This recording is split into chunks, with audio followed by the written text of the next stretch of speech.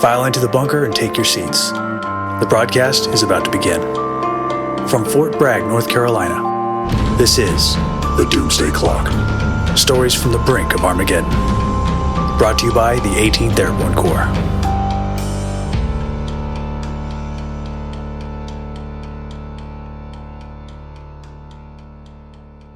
Hey, this is a special edition of the Doomsday Clock podcast. My name is Joe Bacino. We're releasing this on a Friday.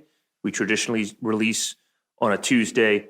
This is Friday, March 5th. Today we're talking to Anne Dunwoody, legendary Army general. We're talking to her at the end of the first week of Women's History Month. And, a perfect guest for that. She is a figure of great prominence in the Army and a real trailblazer for the Army. So thank you for listening, and hope you enjoyed our discussion.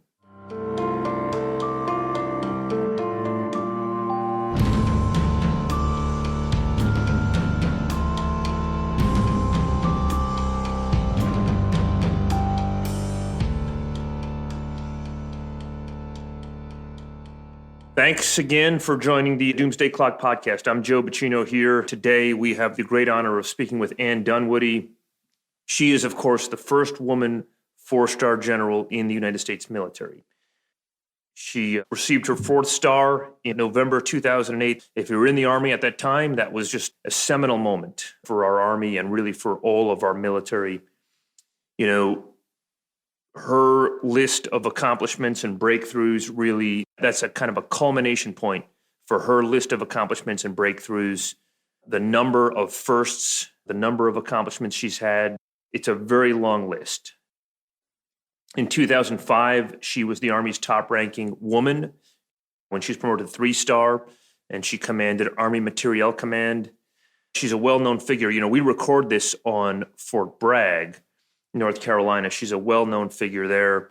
She was the 82nd Airborne Division parachute officer during Operation Desert Storm. And here's a list of some of her firsts. First woman to command a battalion in the 82nd Airborne Division. That was in 1992. In 2000, she was the first woman general officer on Fort Bragg. In 2004, the first woman to command a combined armed support command. And in 2018, she was the first woman accepted into the All-American Hall of Fame, the Hall of Fame for the 82nd Airborne Division. So, she's had an amazing career. She was recruited in 1975. She retired in 2012. And it was just great to catch up with her. It was an honor to speak with her. And here is our discussion with Anne Dunwoody.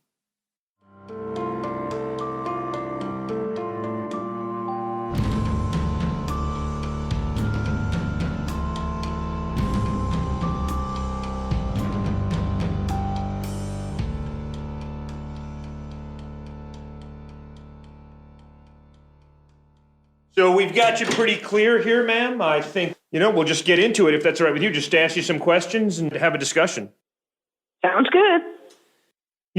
It's interesting. Your story, your journey is in many ways the journey of the Army coming out of Vietnam and the all-volunteer force into today. It's a story of great progress.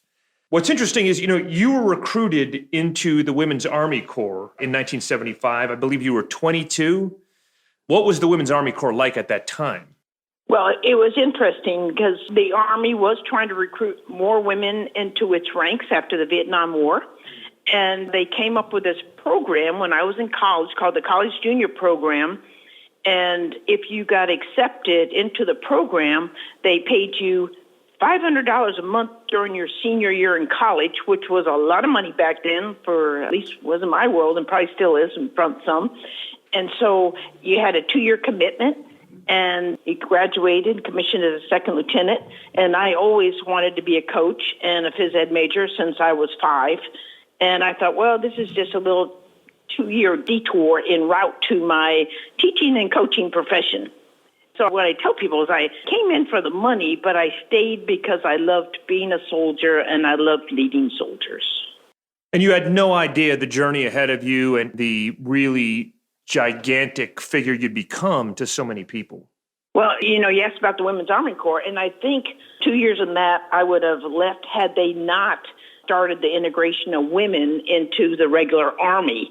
And so what I realized when we had that opportunity, women for the first time in those branches that were opened up had the same opportunities as their male counterparts, from platoon leader, company command, and not just the Women's Army Corps, which was pretty much a separate army in the traditional fields, secretaries, cooks, and medics. And so to have the opportunity to now begin the journey with all of my peers that were in the Army at the time to start the integration of women into the regular Army was really exciting to me. I believe the Women's Army Corps disbanded in 1978, so the integration began probably a year prior to that, 77? Yes. Mm-hmm. What were the challenges associated with that kind of integration?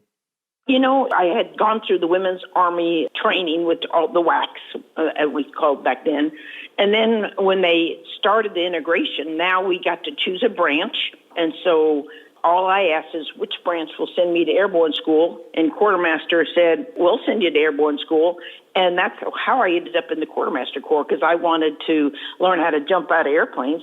And I thought, what a better place to learn how to do that than the Army that does it, as a profession. So that's how I ended up in the quartermaster, and then started the basic course. And, there was quite a few women in our class. It seemed like a normal thing. And I think for women who are fit, interested, and motivated, that they tend to fit in pretty well to regular Army. And so were there assignments throughout my career that were a little more challenging? You bet,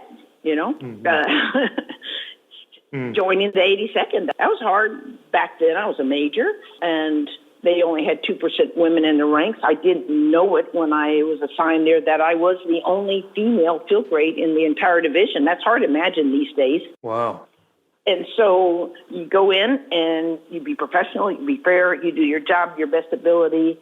And I was blessed. I never worked for a woman. I worked for all men who either believed in you or didn't, that were supportive and gave me opportunities that, if left to the institution, I probably would have never had. Was it intimidating coming into the 82nd Airborne, such a prestigious organization, such a great legacy, and really such a tough mission? I didn't see it that way. I hadn't been in a division, and so when I went to CGSC and came out, I really wanted to get a divisional assignment, and I thought, what a better place than the 82nd. And so what was different was my peers coming out of CGSC at the time were getting XO and S3 jobs, and quite frankly, they didn't know what to do with me. And I ended up being the division property book officer, which is not it's not one of those jobs that people seek. But it was, I just said, I'm going to go do the best job I can. I wasn't there very long. I got moved into DISCOM S3. The 82nd was an inflection point for me because I came in to the unknown, and leaders gave me opportunities from DISCOM operations to battalion XO to division parachute officer, and then, battalion command. So I ended up going, they were thinking it was going to be 2 years, it ended up being 6 years. Wow. And I loved every minute of it, but it was an inflection point in my career. And so, along your journey, did you, after the integration and after you came into the 82nd, did you have to kind of fight for a seat at the table and elbow your way in with your peers? Or was there a more natural understanding of the value that you and other women provided? I think you saw both sides. And again, I was a phys ed major. I had just run a marathon. I could do push-ups all day. And, in that particular division, people respect people who are physically fit. Yeah. And, I could run Ardennes all day long. And so I didn't have any stigma attached, even though, unfortunately, women, if they fall out of formation, they're the ones highlighted, while there are males that fall out of formation as well.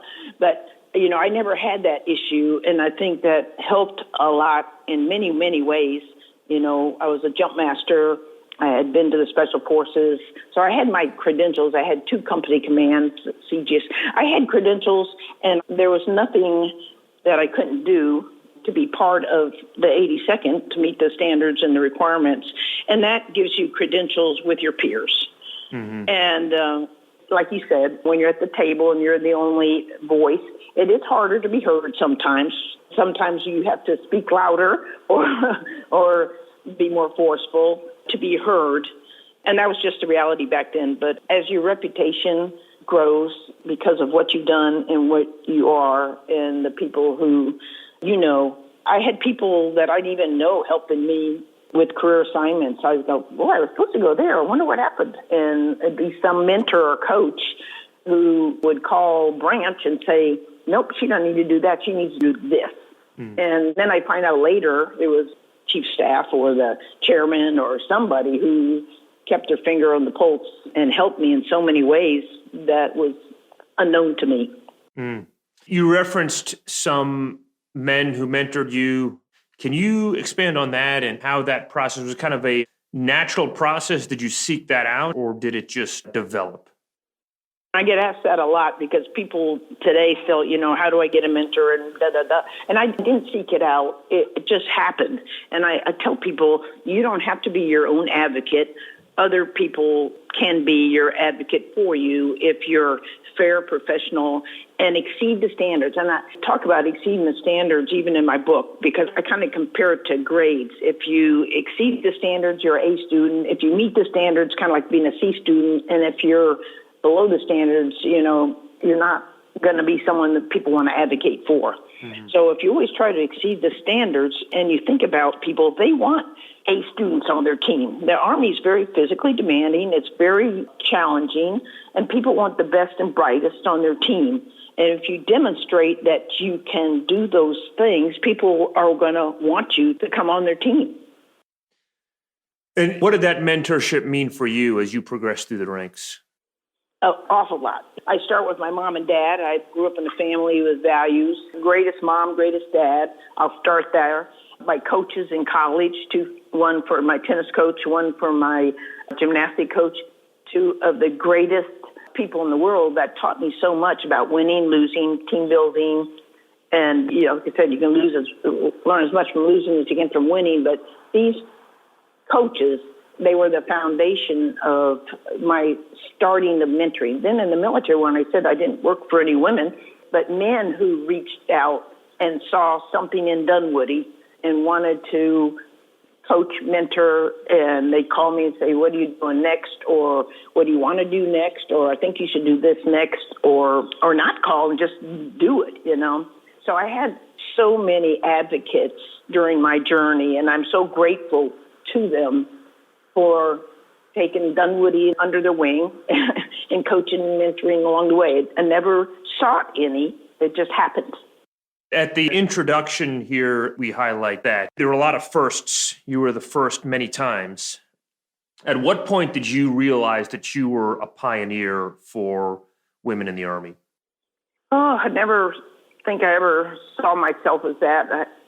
I had a lot of firsts, but so did the women, the cohort of women that came in during that time through the integration, whatever branch they were in, first female platoon leader in the signal, that way. I think, and I still get emotional about when I recognized when I was promoted and announced to 4 stars, I didn't appreciate the enormity of the event until it was announced. And I got duffel bags full of mail from moms and dads and kids and people around the world saying they're so happy this moment had finally come, that we had a female 4-star general. And, I answered every letter. It took me weeks, but I answered every letter because it just meant so much to me that people reached out to me during this momentous moment. And certainly you must understand your place in Army history. And when you think about your legacy, what do you reflect on there in terms of what you mean to soldiers today, what you meant to soldiers at the time you made 4-star? How do you reflect on that? I think about, and I hope my legacy is all about developing the bench, developing the next group of leaders. I hope, and when I retired, I felt so comfortable when I looked out at the bench of talent that we had in the logistics community. It was deep, it was rich, and it was diverse. And people had more experiences from the joint community to the wholesale community. And so I hope my legacy is all about that, making each person, a better leader, and ready to take on the next generation of Army. What's your life like now? What's going on with you now? What are you up to? You think it would be nice and slow and easy, but it's crazy busy. So I wrote a book, as you may know. Of course. And that took 2 years out of my life that I didn't anticipate because I thought I was going to have someone help me do that. And that didn't quite work out. So my husband and I actually ended up writing it. And so that was the first 2 years of retirement. But I also doing a lot of board work, public, private, and not-for-profit. I really enjoy it. I enjoy bringing Army experiences to the civilian world in all kinds of ways that I didn't get to do in my life. They're learning opportunities from technology to financial, things that I never did, but I've learned so much, and I truly enjoy that. And it's keeping me very, very busy. Even in this virtual world. We're Zooming all day, every day. I'm sure you are. Well, we didn't expect you to slow down. We understood you had a packed schedule. It's good to hear you're still in touch, still motivating others. And, I do want to mention your book, published in 2015, A Higher Standard, Leadership Strategies from America's First Female Four-Star General. Are you paying much attention to the Army today? Yeah, I stay in touch, and I want to go to the retired four-star conferences, even though those are virtual as well. Probably not as much as I used to, but, I do stay in touch and try to keep up to date. There's a lot going on, and the Chief Staff works really hard to keep everybody informed of what's going on and how they're doing it, and I think it's very impressive. The Army, as you know, is at a bit of an inflection point with regard to the twin evils of sex assault and sexual harassment, particularly coming out of Fort Hood, the tragedy of Vanessa Guillen and all of that happened thereafter, the investigation. What do you think about that? What are your thoughts on where the Army is in grappling with this problem? This is something that we have to keep on the radar screen. And sometimes we throw a person at it, we throw a program at it, we throw something, and then, we fix it for the time. But it's like safety. It's got to be integrated into the culture of the Army, that it can't be okay to do those things. It can't be soldier-on-soldier violence. It can't be okay. That's not who we are. But leaders at all levels have to know they have a responsibility to nip it in the bud, to keep it from happening, to take action when they see it and deal with it. And so I've seen in my time, we'll throw a person at it, or we'll throw a program at it, or we'll try to, get rid of it by, divesting that requirement to somebody else. It's a commander's responsibility. I've testified when they tried to take away commander's responsibility and give it to the lawyers. I went to the Hill. I felt that strongly about it, that no, this is commander's requirement. If we can train men and women to go to war, we should be able to keep an environment safe and sound for sons and daughters of our Americans that are joining this military. Yeah, and I think, certainly more work to be done for the Army. I think the Army's recognized that. Important to have your voice on that matter. I came in the Army, ma'am, in 1997, and when I think back 23 years ago, it was in many ways a different Army. It was just culturally different. You came in the Army at a time where the Army was coming out of Vietnam, building an all-volunteer force, maybe in some ways just trying to build back its reputation. There were ideas of rampant drug problems in the Army and desertions during the final years of Vietnam. Can you compare or in some way reflect on the Army you joined and the Army you left? Yeah, definitely. It was a tough time for our Army. I was at Fort Sill first assignment and then to Germany, and drugs and harassment and racial tensions were an all-time high. And what I always believe is that you have to enforce the standards. You can't turn the other way. When I went to Europe, the first sergeant didn't let the officers go through the barracks.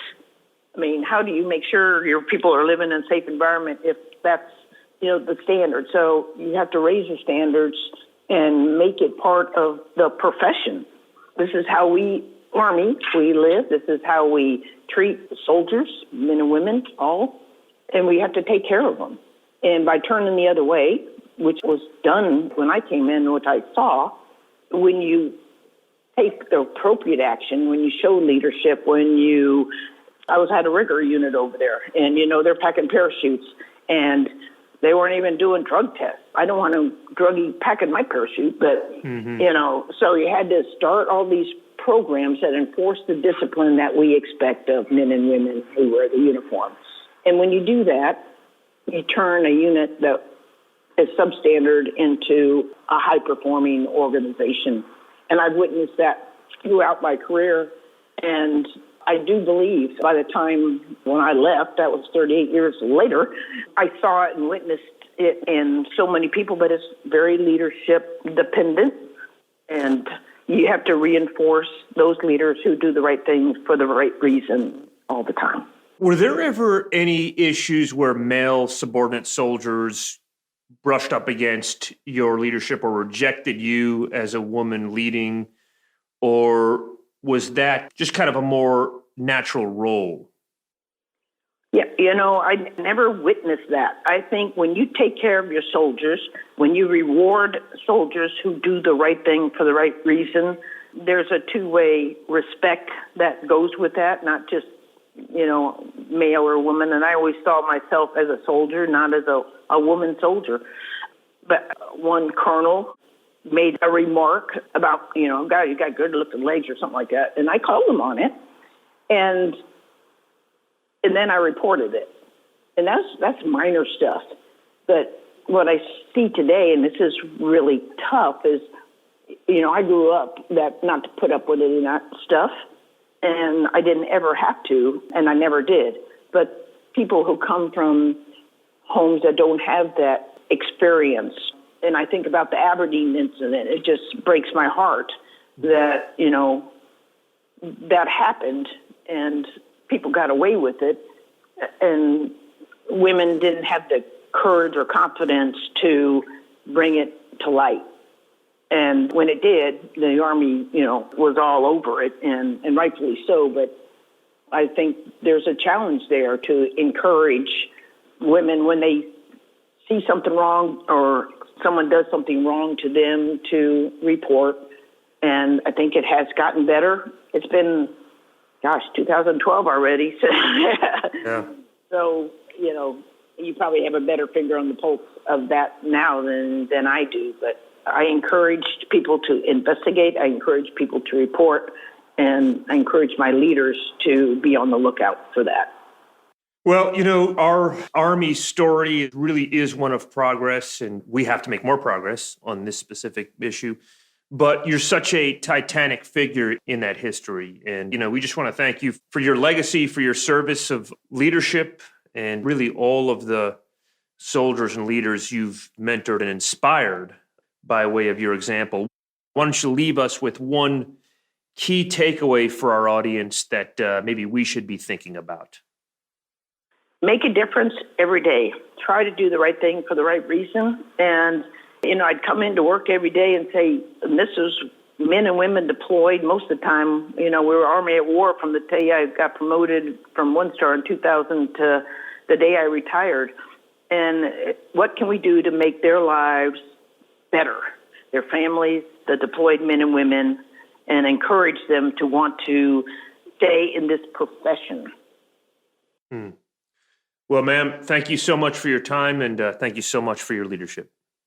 Thank you, Joe. Appreciate it. And you guys have a great day. You too. Take care, ma'am. Thank you. Bye. All righty. Bye-bye.